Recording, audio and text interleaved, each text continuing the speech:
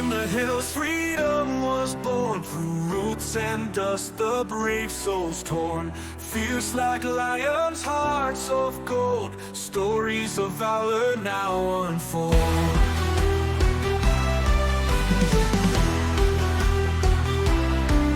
Drums echo tales of ancient might, warriors hidden out of sight, resilient spirits never tamed. In history's book their names engraved. Rise up, Maroon so bold, defenders of the mountain stronghold. Legends whispered in the breeze, your courage set our spirits free. The history of the Maroons is shrouded in layers of myth and misunderstanding, often misrepresented in the annals of Jamaican history. So in this video, we will delve deep into the enigmatic world of the Maroons, uncovering their origins, the true meaning of the term Maroon, and whether a hidden connection exists between them and the ancient Moors. But are the Maroons the heroes that history has painted them to be? Or were they traitors? Join us on this journey as we peel back the layers and reveal the true story of the Maroons, a tale of resistance, survival, and identity that has echoed through generations. If you find videos like these informative or interesting, then you can give this video a thumbs up. The Tyena Foundations and Pre-Colonial Jamaica.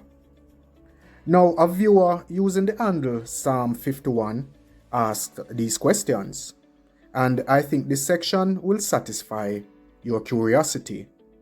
Before the arrival of European colonizers, the indigenous people of Jamaica, primarily the Tyenas, inhabited the island for centuries. Known for their peaceful nature, advanced farming techniques, and knowledge of fishing and hunting, the Tyenas were the first inhabitants of what we now call Jamaica, because the term Jamaican didn't exist back then.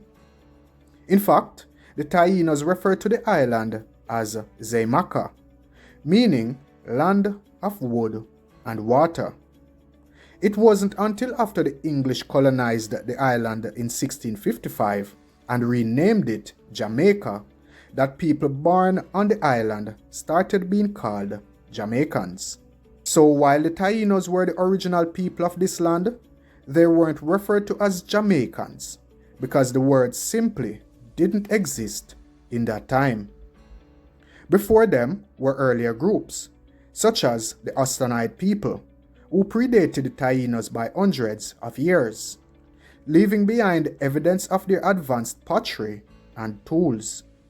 The Tyena culture laid the groundwork for much of Jamaica's identity, but this legacy was brutally disrupted by the violent wave of European conquest. What many may not know is that long before colonization, merchants from Africa, Spain, and other regions regularly came to Jamaica and exploited the Tyena people through trade. The indigenous population was forced into unfavorable bargains, exchanging precious resources for items of lesser value. Sometimes they were even taken captive. This early exploitation mirrors the colonial era, where exploitation of resources and people would become even more brutal. When the Spanish arrived in the early 15th century, they brought not only violence and disease, but also the forced displacement of the Tyenas. Their arrival led to a catastrophic decline in the Tyena population due to enslavement, diseases, and harsh working conditions. Despite this devastation, however, remnants of Tyena culture persisted, intermingling with the growing number of Africans brought to the island through the transatlantic slave trade. A common misconception is that Maroons descended solely from these African slaves. ignoring the significant influence of Taino heritage and the formation of these communities. And this is just one of the many myths about the Maroons that need to be dispelled. Nanis Lineage, a new chapter in the hills. One prominent figure in Jamaican history and the narrative of the Maroons is Nani, often referred to as Nani of the Maroons. Contrary to the myth that she was brought to Jamaica as a slave, Nani's origins tell a different story. Her father was an African prince who came to Jamaica as a merchant, but was betrayed by his trading partners and subsequently enslaved. After managing to escape captivity, he, along with some of his men, sought refuge in the hills of Jamaica among the indigenous people. It was in these hills that he had 7 children, including Nani. Her brothers, Kojo, Akompong, Johnny, Kwao, and Kofi, plus another brother which I'm not getting enough information about to put in this video, were the key figures in the Maroon resistance, which raises the question of how she could have brothers in Jamaica if she herself had been enslaved. And just to debunk it even further, if, for example, say her entire family were brought to Jamaica as slaves, they would have been displaced, separated, or sold to different slave owners. And another thing is that Nani was born between 1640 and 1671. And the narrative is that she was brought as a slave, jumped off the ship and all of that. She couldn't have done that because she would have been, most likely, a baby. And this highlights the importance of understanding her true origins, as she was born into a lineage of escape and resistance. The strength of Nani and her family's legacy stems not from slavery, but from their direct defiance of it. They were a people who actively resisted exploitation from the start, living alongside Jamaica's indigenous population. And on screen is a thumbnail of a video that I did recently. Well, after uploading this video about the real history of Nani, the narrative on Google and Wikipedia has changed and now states the facts about Nani's birth in Jamaica. You can check that out for more info. Now, let's take a look at the origin of the word Maroon. The term Maroon, commonly associated with being abandoned or isolated without resources, entered the English language in the 1590s. It originated from the French adjective maron, which meant wild or fugitive. Though it shares the same spelling, the meaning of maroon as a reddish-brown color did not emerge until the late 1700s, possibly influenced by the identity of Maroon communities. The American Spanish word cimarron is also often cited as the source of the English term maroon, used to describe runaway slave communities in places like Florida, the Great Dismal Swamp, Caribbean islands, and other parts of the Americas. According to linguist Lyle Campbell, cimarron in Spanish means wild, unruly, or runaway slave. And as early as the 1570s, Sir Francis Drake's raids on the Spanish in Panama were supported by a group referred to as Cimarrons, a likely misspelling of cimarron. Linguist Leo Spitzer, in his journal titled Language, suggested that if there is a link between the English word maroon, the French word marron, and the Spanish cimarron, the term likely entered English through Spain or Spanish America. Cuban philologist Jose Juan Aram proposed a deeper origin for the word maroon, tracing it back to the Arawakan root word cimarabo, which meant fugitive in the language spoken by the Tyena people of Hispaniola, initially used to refer to escaped Indian slaves, but by 1530 it had been applied to African slaves who fled to the hills. Now, there is something else we need to clear up before we go further. I have seen people look at their ear, their skin color or eye color and claim that they are Maroon. But it's important to clarify that being Maroon is not a matter of bloodline. It's about belonging to a specific group of people with a shared history of resistance against oppression. Maroons are primarily those who escaped slavery and formed their own communities. This concept transcends genetics and lineage. The term Maroon reflects a broader idea of escape and freedom, which is evident in various languages. The Portuguese word for maroon, simaro, also means a runaway. In Haitian Creole, maroon is used to describe a runaway slave. The French, cimarron, denotes a runaway, while in Dutch, cimarron carries the same meaning. Therefore, being Maroon is not simply about ancestry. It's about the shared identity of those who sought freedom and established a legacy of resilience. However, these early escapees were still not identified as Maroons until much later. The people living in the hills, including those escaping slavery or exploitation, were simply seeking freedom and were not labeled as Maroons until the Spanish and the British colonial powers began referring to them that way. The transition of power from the Spanish to the British in 1655 marked a crucial moment for these people. When the British took control of Jamaica, many Spaniards fled the island, leaving for Cuba. They left behind almost 1,500 enslaved Africans who sought refuge in the hills rather than submit to the British. The British, stretched thin with resources and troops, were unable to maintain control over Jamaica's rugged interior, allowing these former slaves to establish self-sufficient communities in the mountains. What's often left out of the story is that many of the Spaniards, emboldened by their allies, returned to try to reclaim control of Jamaica.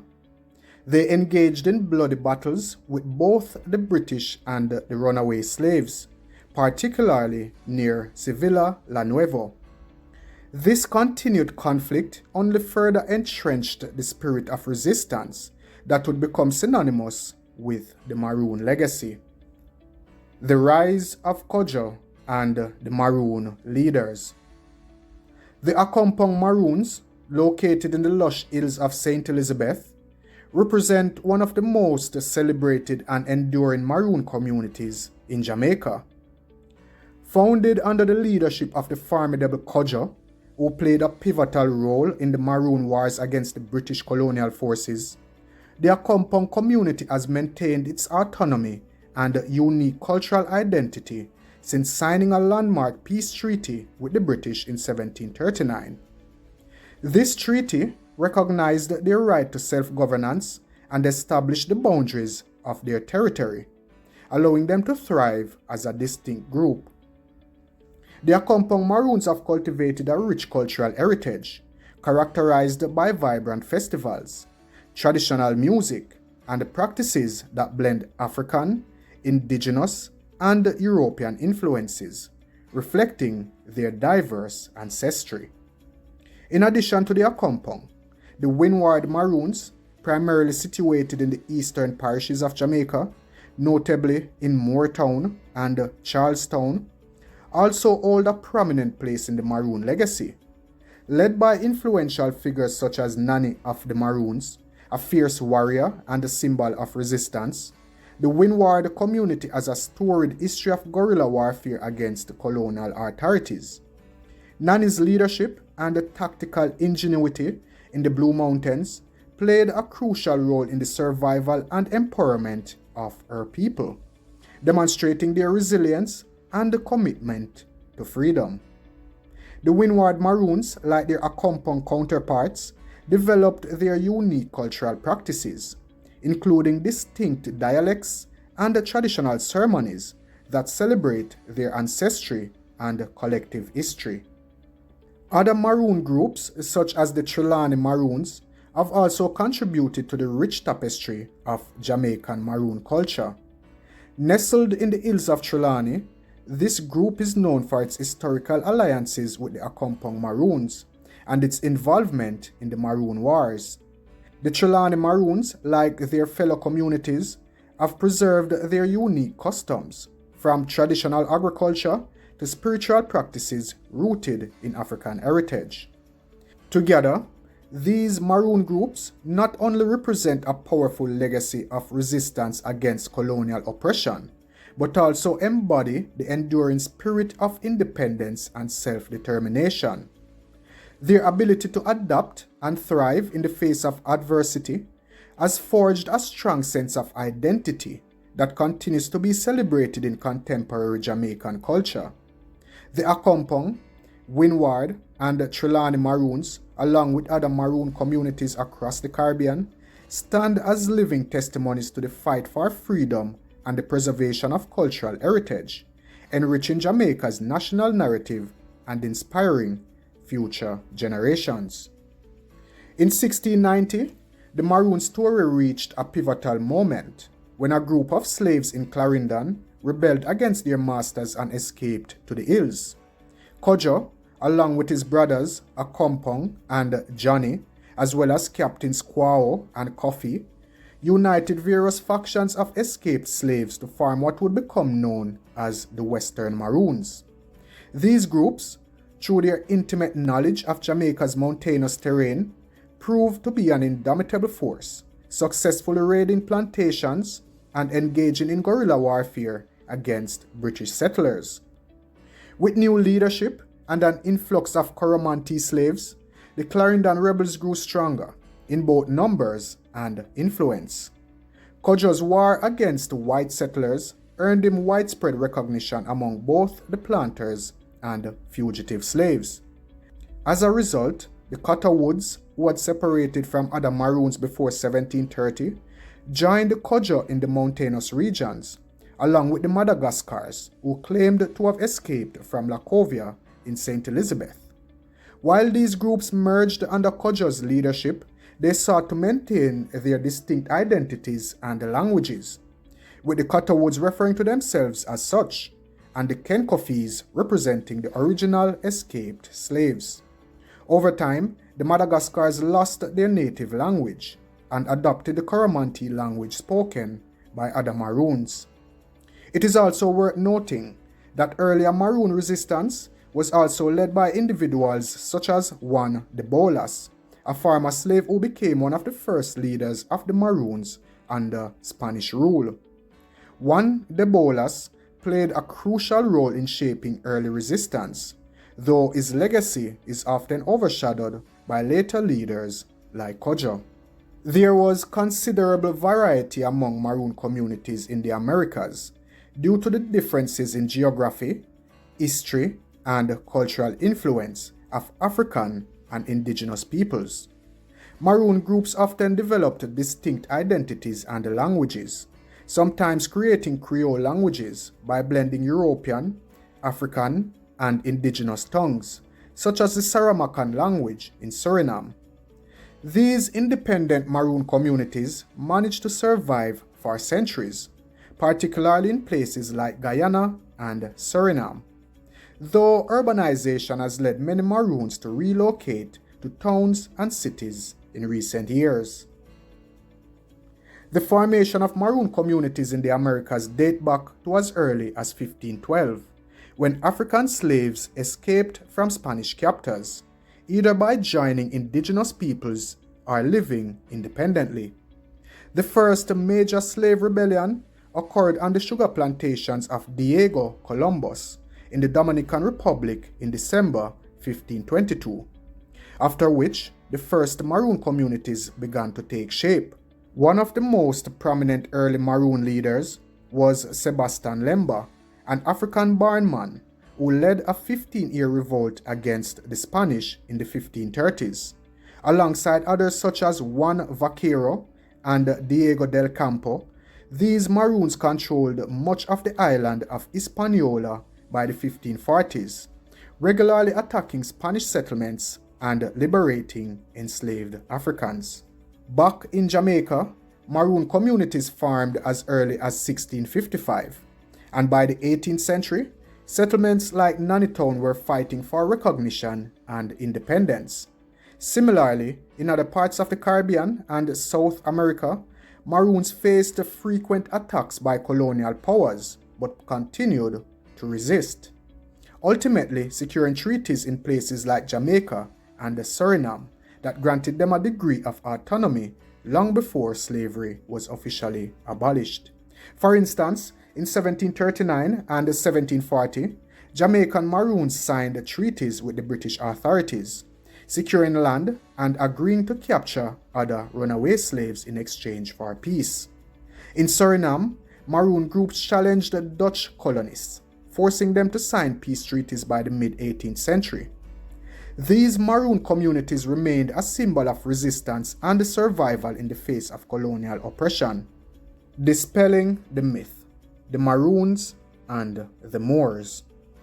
One of the more persistent misconceptions about the Maroons is the belief that they are linked to the Moors of North Africa. The Moors were a powerful group known for their influence in Spain and Portugal during the Middle Ages. Their story is entirely separate from that of the Maroons. So who really were the Moors? The Moors were a diverse group of Muslim people of North African and Iberian descent who played a significant role in European history, particularly during the Middle Ages.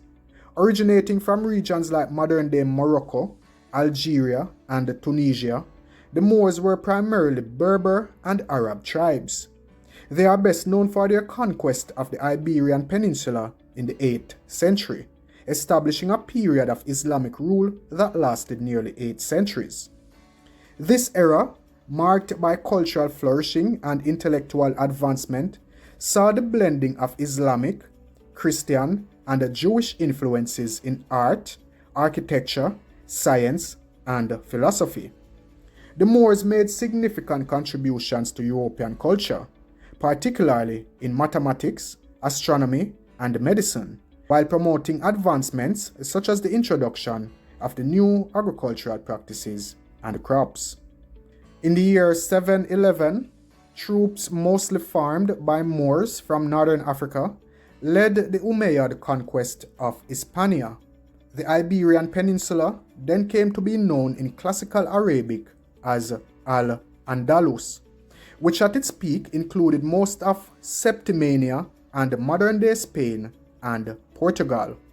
In the year 827, the Aghlabid Moors occupied Mazara on Sicily, developing it as a port. Guys, I know I butcher some of them already still, but yeah, y'all can do the research. Despite their eventual expulsion from Spain and Portugal during the Reconquista in the late 15th century, the legacy of the Moors continues to influence contemporary culture and architecture in the region, as well as in the broader historical narrative of Europe and North Africa. In contrast, the Maroons were primarily descendants of African slaves and indigenous people from groups such as the Ashanti, Coromante, and the Tyena people of Jamaica. The Moors and the Maroons represent two distinct historical narratives that unfolded in different contexts and time periods, making any connection between them highly improbable. The Moors, who emerged in the 8th century, established their influence in the Iberian Peninsula during the Middle Ages, specifically from the year 711 to the late 15th century. Their cultural and political legacy was shaped by the dynamics of Islamic rule in Europe, characterized by significant achievements in various fields. In contrast, the Maroons are descendants of enslaved people who escaped bondage in Jamaica, primarily during the 16th and 17th century, as a direct response to the brutalities of colonial slavery. This significant time gap and the differing geographic and cultural backgrounds of the Moors and Maroons underscore that they were entirely separate groups. The Maroons' identity was forged from the struggles of enslaved people, while the Moors were rooted in a complex interaction of Berber and Arab cultures. Consequently, any notion of a connection between the two is not only historically unfounded, but also overlooks the unique and rich legacies each group has contributed to history. The legacy of the Maroons. The Maroons' story is often romanticized, but it's essential to see it through a critical lens. While leaders like Nani and Kodjo certainly fought for the autonomy of their people, the reality is more complex. After signing treaties with the British in the 18th century, many Maroons agreed to capture and return runaway slaves to the colonial authorities. One group of Maroons, led by Kodjo, signed a treaty in 1739, which granted them semi-autonomy, but came with the condition that they would help suppress future slave rebellions. Their role as slave catchers earned them a measure of independence, but at what cost? It's important to recognize the nuance in this history. While they achieved a certain level of freedom for themselves, they betrayed countless others in the process. Now the question is, does that treaty make the Maroons sovereign in Jamaica? The treaty signed by the Maroons in Jamaica raises complex questions about their sovereignty. While the agreement granted them autonomy in their own territories and recognized their rights to self-governance, it did not confer full sovereignty in the conventional sense. The British colonial authorities retained ultimate control over the island, which meant that the Maroons were still subject to Jamaican laws and oversight. However, the treaty allowed the Maroons to establish their own governance structures, manage their communities, and preserve their cultural identity, thereby creating a unique form of semi-autonomy within the framework of British rule.